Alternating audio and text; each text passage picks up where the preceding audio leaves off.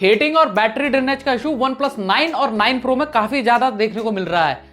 इस प्रॉब्लम के रीजन और सॉल्यूशन के लिए मुझे काफी सारे डीएम रिसीव हुए, तो फाइनली आपका भाई एक अच्छी खासी R&D करने के बाद इस प्रॉब्लम का रीजन और सॉल्यूशन आप लोगों के सामने लेके आ चुका है। तो बिना टाइम वेस्ट करते हुए जल्दी से टॉपिक पे आते हैं। उससे पहले मेरी रिक्वेस्ट है, अगर चैनल पे नए हो तो प्लीज सब्सक्राइब किए बिना मत जाइएगा, क्योंकि आपका सब्सक्राइब मुझे मोटिवेट करता है। चीजों को इजी बनाने के लिए मैं इस वीडियो को 2 पार्ट में डिवाइड करता हूं। पहले पार्ट में हम रीजंस के बारे में बात करेंगे और दूसरे पार्ट में हम रिजोल्यूशन के ऊपर बात करेंगे, क्योंकि भैया जब तक रीजन का पता नहीं होगा तब तक रिजोल्यूशन कैसे पता चलेगा। और आप में से कई लोग ऐसा भी सोच रहे होंगे कि स्नैपड्रैगन 888 के लगभग हर ही फोन में हीटिंग का इशू देखने को मिल रहा है, तो फिर हमको सॉल्यूशन कैसे मिलेगा? रुको जरा, सब्र करो। अब मैं ये इसलिए बोल रहा हूं कि यूजुअली जो सैमसंग के हाई एंड फोन होते हैं वो 2 वर्जन में लॉन्च होते हैं। एक जो इंडिया में आता है एक्सिनोस वर्जन, और दूसरा जो ग्लोबली लॉन्च होता है स्नैपड्रैगन वाला वर्जन। तो स्नैपड्रैगन 888 वाला जो वर्जन है सैमसंग S21 अल्ट्रा का, उसमें ऐसा कोई भी इशू रिपोर्ट नहीं हुआ है, क्योंकि सैमसंग ने ध्यान दिया है एसओसी और डिवाइस को इंटीग्रेट करते वक्त। अगर इसको मैं आसान भाषा में थोड़ा और इलैबोरेट करूं तो एसओसी के अंदर एक पार्ट होता है छोटा सा, जिसको हम जीपीयू कहते हैं। जीपीयू का जो बेसिकली काम होता है, ये हमारे ग्राफिक्स और विजुअल जितना भी दिखता है हमको फोन में उससे रिलेटेड होता है। ये उसको मैनेज करने का काम करता है, और ये जितना पावरफुल और एफिशिएंट होगा उतना आपका एक्सपीरियंस अच्छा होगा गेम खेलते हुए, वीडियोस व्यू करते हुए, या फिर कैमरे से रिलेटेड फंक्शनैलिटी जैसे वीडियो शूट करते हुए। तो ये बेसिकली जीपीयू का काम होता है। अभी यहाँ पे जीपीयू तो बहुत ही पावरफुल यूज हुआ है एड्रेनो 660, बट उसको सही से मैनेज नहीं किया गया है। एज पर द रिपोर्ट्स और आर्टिकल की माने तो ये लूप होल 2 जगह में हुआ है।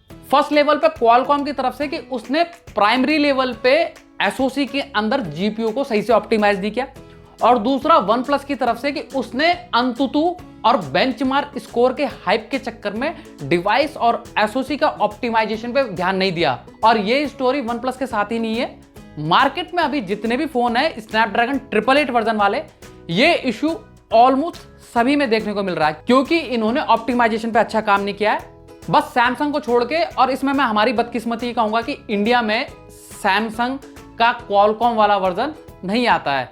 तो अगर वो आता सैमसंग, उसके लिए भले ही थोड़ा सा अमाउंट और चार्ज कर लेता, तो यूजुअली लोग उसी को प्रेफर करते हैं इन और ब्रांड्स के कंपैरिजन में, क्योंकि उसमें आपको सिक्योरिटी अच्छी मिलती है, सॉफ्टवेयर अपडेट आपको लंबे टाइम तक मिलते हैं, सॉफ्टवेयर अपडेट में स्टेबिलिटी जो सबसे इंपॉर्टेंट पार्ट होता है वो आपको देखने को मिल जाता है।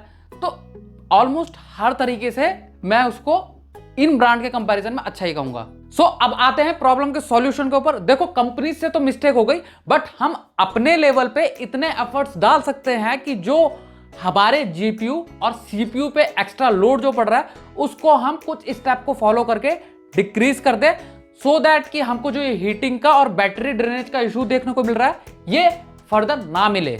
इसके लिए सबसे पहले जो कोर ऑप्शन है, आपको अपने फोन की सेटिंग में जाना है, उसमें डिस्प्ले को सिलेक्ट करना है। डिस्प्ले में आपको एक ऑप्शन दिखेगा एडवांस का। एडवांस का सिलेक्ट करोगे तो यहां पे आपको 2 ऑप्शन मिलेंगे, एक है रेजोल्यूशन और दूसरा है रिफ्रेश रेट।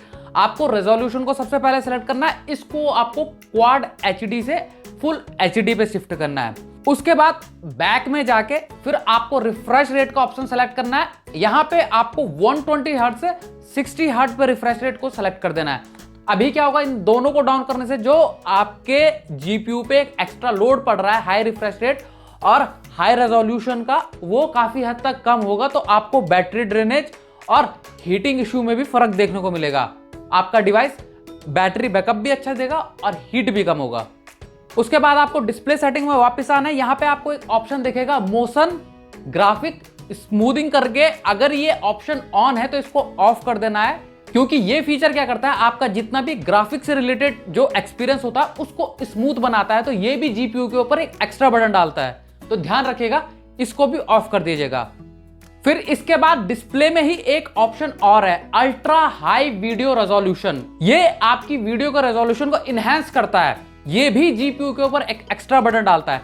इस फीचर को भी ध्यान रखिएगा कि आपको ऑफ ही रखना है। तो ये सारे स्टेप स्पेशली जीपीयू रिलेटेड थे, और ये स्टेप अगर आप फॉलो करेंगे तो आपके जीपीयू के ऊपर जो एक्स्ट्रा बर्डन पड़ रहा होगा इन स्टेप्स को ऑन करके वो डायरेक्टली कम हो जाएगा। अब आते हैं सीपीयू के ऊपर। तो फोन की सेटिंग में एक ऑप्शन दिखेगा आपको सिस्टम करके।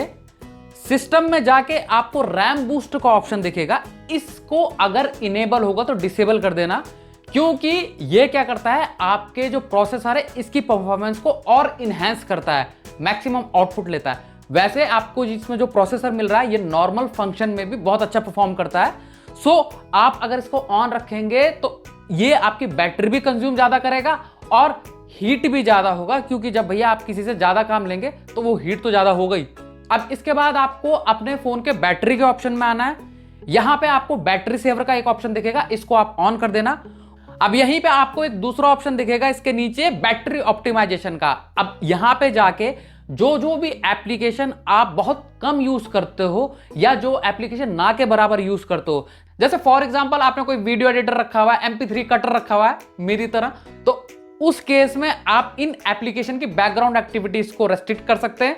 ये क्या करेगा कि आप जब भी इन एप्लीकेशन को यूज नहीं करोगे तो आपके प्रोसेसर के ऊपर और आपकी बैटरी के ऊपर लोड नहीं डालेगा। ये केवल जब यूज करोगे तब ही लोड पड़ेगा, तो बैटरी भी और सीपीयू के ऊपर का लोड भी दोनों कम होगा। अगर आप फोन में लाइट मोड का यूज करते हैं तो आप उसको डार्क मोड में स्विच कर सकते हैं, क्योंकि एमोलेड स्क्रीन है तो आपकी बैटरी सेव होगी। तो ये सारे कॉमन स्टेप मैंने आपको बताया। बाकी ओवरऑल जीपीयू और सीपीयू के सारे स्टेप्स मैंने आपको बता दिए हैं, जिनको फॉलो करके आप अपने इस प्रॉब्लम को काफी हद तक क्योर कर सकते हो। बाकी आज के लिए इतना ही था इस वीडियो में। वीडियो अगर इंफॉर्मेटिव लगा हो तो लाइक जरूर कीजिएगा, साथ में कमेंट जरूर कीजिएगा, और किसी के काम आए उसके लिए आप इसको शेयर जरूर कीजिएगा। मिलते हैं जल्दी ही ऐसे ही किसी नेक्स्ट वीडियो में। Till then bye bye, take care.